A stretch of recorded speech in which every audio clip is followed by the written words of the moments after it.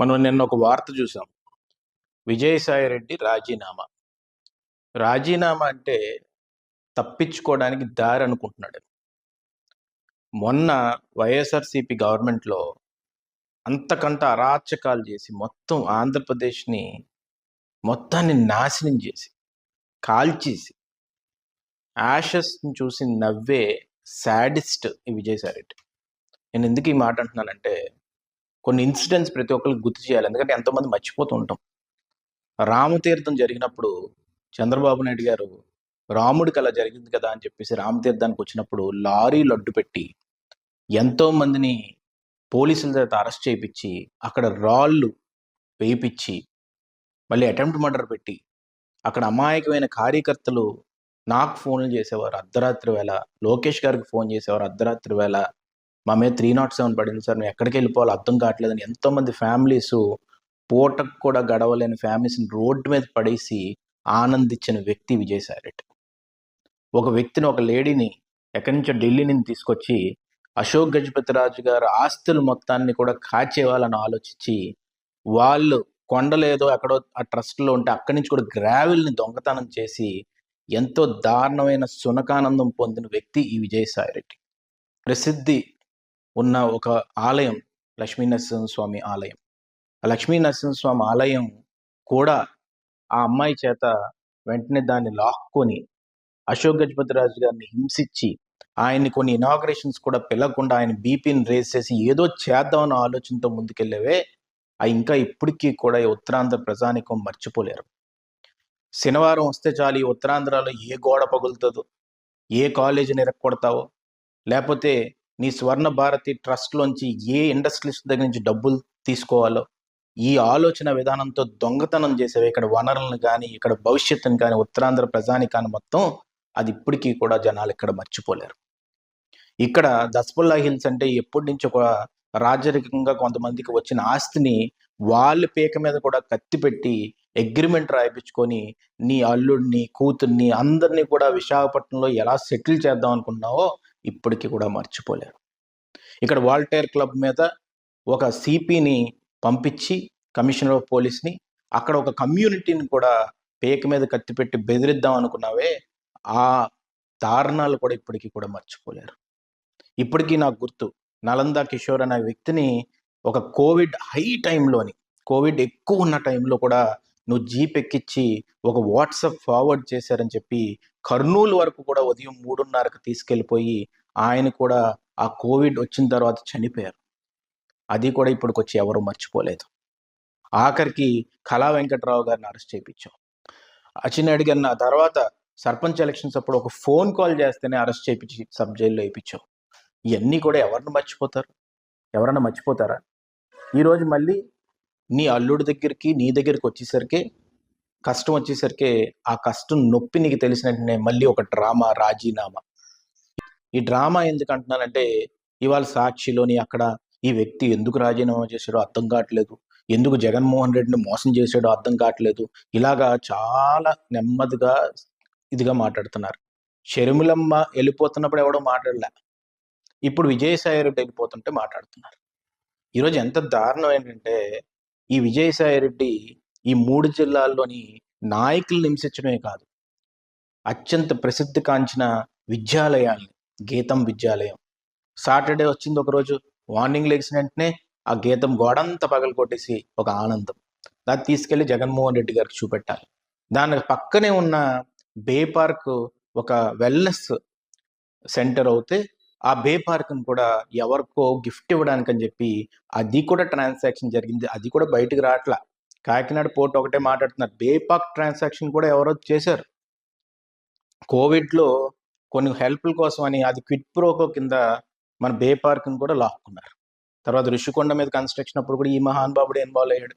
ఇన్ని వనరులు కాచేసిన తర్వాత సీ పోర్ట్ అనే ఒక కంపెనీ కూడా పెట్టుకొని ఆ కంపెనీలో మళ్ళీ వాళ్ళ కూతుర్ని ఫస్ట్ పెట్టి మళ్ళీ తర్వాత తీసుకొచ్చి ఇవన్నీ చేసినప్పుడు ఆ శరత్ చంద్రారెడ్డి ఈ లిక్కర్ కేసు అవుతున్నప్పుడు కూడా ఇదే మాట అన్నాడు. ఏమన్నాడంటే చంద్రబాబు నాయుడు గారు బంధుత్వం ఉంది ఇవన్నీ చెప్పి అప్పుడు కన్ఫ్యూజ్ చేయడానికి ట్రై చేసి, అలాంటి కొన్ని సమయాల్లో కూడా చంద్రబాబు నాయుడు గారు పక్కన కూర్చొని మాట్లాడదామని ట్రై చేసి ఇవన్నీ కూడా బయటికి కన్ఫ్యూజన్ తీసుకురావాలి, ఫస్ట్ జనాల్ని కన్విన్స్ చేయడం, లేకపోతే బెదిరించడం, తర్వాత కన్‌ఫ్యూజ్ చేయడం. ఈ విధంగా చేసి రాజకీయాన్ని ముందుకు తీసుకెళ్ళిన అత్యంత దారుణమైన వ్యక్తి, బ్రోకర్ అయిన వ్యక్తి ఈ విజయసాయి రెడ్డి అని చెప్పి క్లియర్ కట్‌గా నేను చెప్పదలుచుకున్నాను. ఎందుకంటే నేనెందుకింత బల్లగుద్ది మాట్లాడుతున్నానంటే, ఈరోజు ఇలాంటి వ్యక్తులు రాజకీయాల్లో ఉండకూడదు. విశాఖపట్నం వచ్చి ఏదో ఒక స్ట్రీట్‌లో చిన్న పాదయాత్రలా చేసి, తన జీవితాన్ని ఏదో నేను విశాఖపట్నానికి నేను అంకితం అవ్వబోతున్నానని చెప్పి ఒక బొమ్మను చూపెట్టి, దాని ద్వారా విశాఖపట్నంలో ఉన్న వైఎస్ఆర్‌సీపీ నాయకులవ్వచ్చు, ఏ నాయకులైనా అవ్వచ్చు, వాళ్ళందరినీ కూడా తన కాళ్ళ దగ్గర కూర్చోపెట్టుకొని, వాళ్ళు ఆత్మాభిమానాన్ని కూడా దించేసి, వాళ్ళు కొంతమందిని హింసించి, వైఎస్ఆర్‌సీపీలో ఉండే వాళ్ళని కూడా హింసించి, ఇక్కడ బూతుల సంస్కృతిని నేర్పిచ్చి, ఎక్కడెక్కడో దాగి ఉన్న మూలలో ఉన్న ఒక లేడీస్‌ని కొంతమందిని బూతులు మాట్లాడిపిచ్చి, స్క్రిప్ట్‌లిచ్చి, మాట్లాడిపిచ్చి, ఇంత దారుణమైన సంస్కృతిని ఉత్తరాంధ్రలో తీసుకొచ్చిన వ్యక్తివి నువ్వు. శ్రీకాకుళంలో గాని, విజయనగరంలో కానీ, విశాఖపట్నం డిస్ట్రిక్ట్‌లో కానీ, ఎక్కడా కూడా ఎప్పుడన్నా అవతల పార్టీ ఏ పార్టీ వాళ్ళన్నా రాజకీయం వరకు రాజకీయంగా ఉండేవారు. తర్వాతుంటే వాళ్ళ పెళ్ళిళ్ళకి కానీ దానికి ఎళ్ళేవారు. కానీ నీ వల్ల ఇప్పుడు ఎంత లైన్ నువ్వు గీసావంటే, ఈరోజు ఎవరెవరికి మాటలు లేవు. ఎవరెవరికి ఏమీ లేదు. శత్రుత్వాలు ఎక్కువైపోయి, ఇక్కడ ఫ్యాక్షన్ మొదలుపెట్టావు. ఇక్కడ బూతులు మొదలుపెట్టావు. ఇక్కడ కబ్జాలు మొదలుపెట్టావు. ఫ్యాక్టరీ‌ల్లోంచి డబ్బులు దోచేయడం మొదలుపెట్టావు. ఆఖరికి మన సీఎంఆర్ సంస్థ అవ్వచ్చు. ఇప్పుడు బే పార్క్ గురించి చెప్పాను ఆ సంస్థ అవ్వచ్చు.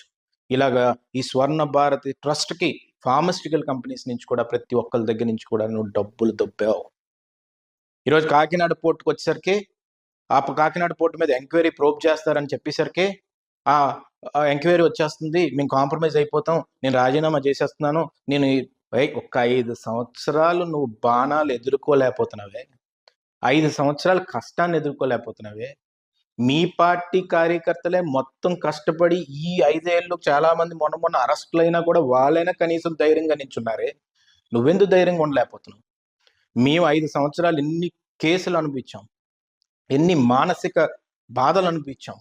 ఉదయం 2 గంటలకి, 3 గంటలకి పోలీసులొచ్చి మా తలుపులు తట్టి వచ్చి మా ఇల్లులు పగలగొడతానన్నా కూడా మేము భయపడలేదే. రొమ్ము విరిచి నిలబడ్డామే. అది ఇచ్చిన ధైర్యం ఎవరు? తెలుగుదేశం పార్టీ జెండా మాకిచ్చిన ధైర్యం. పుట్టిన దగ్గర నుంచి ఇప్పుడు దాకా పార్టీలు మారకుండా చచ్చినా కూడా ఇదే పార్టీలో ఉంటాం. ఇదే జెండా కప్పుకొని సస్తాం అని చెప్పిన ఫ్యామిలీస్ ఇక్కడ ఉత్తరాంధ్రలో ఎన్నో ఉన్నాయి. అలా రాష్ట్ర వ్యాప్తంగా తెలుగుదేశం కార్యకర్తలు కూడా ఎంతోమంది బాధలు పడి, ఎన్ని బాధలొచ్చినా కూడా ఆళ్ళ ఇల్లు కాలిపోయినా కూడా ఆఖరికి కూలి పని చేసుకునే వాళ్ళు కూడా వాళ్ళ పాకలు కాల్చేసినా కూడా బయటకొచ్చి ధైర్యంగా నిలబడి పోరాడారే. ఈరోజు నువ్వు నీ మొహానికి మళ్ళీ సైరా రెడ్డి ఇయన్నీ మాట్లాడుకొని ఈరోజు Jaganmohan Reddy right hand, left hand అని చెప్పి ఈరోజు డ్రామాలాడి, నువ్వు జగన్మోహన్ రెడ్డి డ్రామాలాడి, ఈరోజు ఇన్ని డ్రామాలు, ఇన్ని రాజీనామా అని చెప్పి డ్రామాలాడి నువ్వేదో బతికిపోతావని నువ్వు అనుకుంటున్నావేమో. మళ్ళీ నీ టైం వచ్చేసరికి ఏం చేస్తావంటే, నాకు ప్రజలకు సేవ చేయాలుందని చెప్పి ఈ దారుణాలు మొదలుపెడతారు. కాబట్టి నీలాంటి వాళ్ళకి ఫుల్ స్టాప్ పెట్టవలసిన అవసరం ఎంతైనా ఉంది. జనాలకు తెలియవలసిన అవసరం ఎంతైనా ఉంది. ఇది రాజీనామా కాదు, ఇది పెద్ద డ్రామా అనేది మాత్రం నేను క్లియర్‌గా చెప్పగలను. అందుకనే నేను ఒక్కటే చెప్పదలుచుకున్నాను. ఏంటంటే, ఈ ఉత్తరాంధ్ర వరకు ఎందుకంటే నాకు బయట ఏం జరిగాయో కొన్ని తెలుసు. కానీ ఉత్తరాంధ్ర వరకు ఏమేమైతే ఇష్యూస్ తిను ఇన్వాల్వ్ అయ్యాడో, ఎక్కడెక్కడైతే ఈ కబ్జాలు చేశాడో, ఎక్కడెక్కడైతే కంపెనీలు దోచుకున్నాడో, ఆఖరికి 0.01 సెంట్, 1 సెంట్ కూడా కాదు. అది కూడా ఎన్ఓసి తీసుకొని లీగల్‌గా మా దగ్గర డాక్యుమెంటేషన్ ఉంటే, ఆ అధికారిని కూడా నువ్వు బెదిరించి, ఈరోజు ఆ అధికారి గోవిందరావు అని చెప్పేసి ఎక్కడో ఉన్నాడు. జాయింట్ కలెక్టర్ మొన్న ఏద్దాం అనుకున్నారు. ఎక్కడో పిఠాపురం సైడ్ ఉన్నాడు. తనని కూడా బెదిరించి, వాళ్ళని ఇక్కడ పంపించి, పోలీసులను పెట్టి, మణికంఠ అని చెప్పి ఇప్పుడు తిరుపతిలోని మంచి పదవిని అనుభవిస్తున్నాడు ఒక ఆయన ఐపీఎస్. ఆయన, ఈ గోవిందరావు వీళ్ళందరిని నువ్వు డ్రైవ్ చేసి మా ఇంటి మీదకి పంపించావు. అప్పటికి కూడా మేము లీగల్ డాక్యుమెంట్స్ చూపెట్టాం. ఆ రోజు కూడా నువ్వు పంపించావు. ఆ రోజు హింసించావు. ఈరోజు కొంతమంది నాకు వస్తున్నారు. ఆర్‌డబ్ల్యూఎస్ వాళ్ళు, ఇరిగేషన్ వాళ్ళు వీళ్ళందరూ చెప్తున్నారు. అందరిని కూర్చోపెట్టి దేనికొస్తది? ఏమొస్తది? ఈ కక్షపూరక రాజకీయాలను మొదలుపెట్టింది నువ్వు కాదు. ఈరోజు అందుకే నేను చెప్తున్నాను. ఎంతోమందిని మానసికంగా క్షోభకు గురి చేసి, ఉదయం అయ్యన్న పాత్రి గారిని 3:30కి అరెస్టులు చేసి, మాకు హైదరాబాద్‌లోని ఒక వ్యక్తిని పంపించి, మొన్న కూడా ప్రెస్ మీట్ పెట్టి మళ్ళీ అయ్యన్న పాత్రి గారిని ఒక విషయంలో తిట్టావు. ఒక ప్రెస్ మీట్ పెట్టి చంద్రబాబు నాయుడు గారిని అంటావు నువ్వు. ఏమని? మళ్ళీ గవర్నమెంట్ రాకపోదా ఆ టైంలో నువ్వు కాని ఉంటే అంట. నీకు మాటలు ఎలాగ వస్తున్నాయి అలాగా ఒక అధినాయకుడిని అనడానికి? చంద్రబాబు నాయుడు గారిని అనడానికి ఆ మాటలు ఎందుకు వస్తున్నాయి?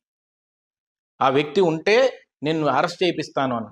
మళ్ళీ నెల తిరిగేసరికే నువ్వు వచ్చేసి సారీ నేను రాజీనామా చేస్తున్నాను, నాకు ఎవరితోని వ్యక్తిగత విభేదాలు లేవని చెప్పి సొల్లు కబుర్లు చెప్తూ అబద్ధాలు చెప్తూ ఈ మాటలు చెప్తే ఎవడు నమ్ముతాడనేది ఒకసారి ఆలోచించవలసిన అవసరం ప్రజానికానికి మొత్తానికి ఉంది. మన వనరుల్ని వాళ్ళు తీసుకున్నారు, మన డబ్బుని దోచుకున్నారు, మన నాయకుల్ని అతి దారుణమైన స్థితిలో చూశారు, ప్రతి ఒక్కరిని హింసించారు, ప్రతి ఒక్కరిని కాలుతో తొక్కారు. ఇంత చేసే కూడా రాజీనామా చేస్తున్నాడంట, వెళ్ళిపోతున్నాడు రాజకీయాలకు భయపడి అని అనుకోవడం మన అమాయకత్వం. వీళ్ళు చేసిన ప్రతి దారుణానికి, వీళ్ళు చేసిన ప్రతి విషయాన్ని, ఏదైతే దొంగతనాలు చేశారో అవన్నీ కూడా వెలుగులోకి తీసుకొచ్చి దానికి వీలైతే నేనే కంప్లైంట్ ఇద్దాం అనుకుంటున్నాను పర్సనల్గా. ఎందుకంటే ఎవడన్నా మాట్లాడితే ఏదన్నా వీళ్ళు రాజీనామాలు చేసేస్తారా, కొంతమంది పొలిటికల్ డ్రామాలు చేస్తుంటారు. ఇవన్నీ కాదు, దీన్ని ప్రజా కోర్టులోని వీళ్ళని నిలబెట్టవలసిన అవసరం ఎంత. లేకపోతే ఏమవుతుందంటే ఈ ఉత్తరాంధ్రకి ఇష్టం వచ్చినట్టు వచ్చి నేను నెల్లూరు నుంచి వచ్చాను, నన్ను ఇక్కడ రాజకీయం చేద్దాం అనుకుంటున్నాను, మీకు మంచి చేద్దాం అనుకుంటున్నాను అంటే ఇక్కడ పుట్టినోడికి ఆ సత్తా ఉండదండి. వచ్చి మళ్ళీ దొంగతనాలు చేసి వెళ్ళిపోవడం. కాబట్టి మళ్ళీ దాని తర్వాత వెళ్ళి నెల్లూరులో పోటీ చేసి డిపాజిట్లు లేకుండా పోయారు. కాబట్టి నేను చెప్తున్నాను, ఇది జగన్మోహన్ రెడ్డి పార్టీ మొత్తం భూస్థాపితం అవ్వబోతుంది అనే దానికి ఇదొక ఉదాహరణ.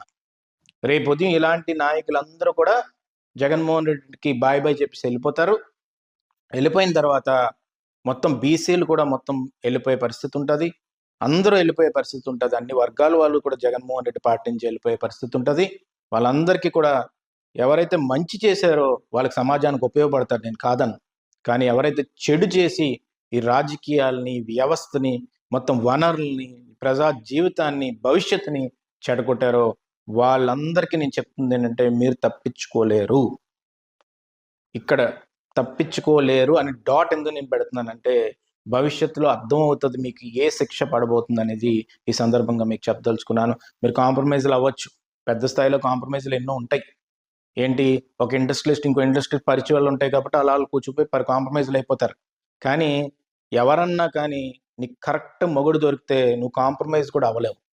కాబట్టి నేను చాలా డీప్గా డిగ్ చేసి ఈరోజు మొత్తం అందరినీ నేను కోరుకుంటుంది ఏంటంటే వైజాగ్లో కానీ, విజయనగరంలో కానీ, శ్రీకాకుళంలో కానీ మీకు ఏ నష్టం వచ్చినా కానీ ఈ విజయసాయి రెడ్డి ద్వారా వాళ్ళ మీద సిఐడికి కానీ సిబిఐకి కానీ కేసు వేయవలసిన అవసరం ఎంతైనా ఉంది, కంప్లైంట్లు వేయవలసిన అవసరం ఎంతైనా ఉందని చెప్పి ఈ సందర్భంగా మీకు సవినీయంగా మనం చేసుకుంటూ సెలవు తీసుకుంటాం.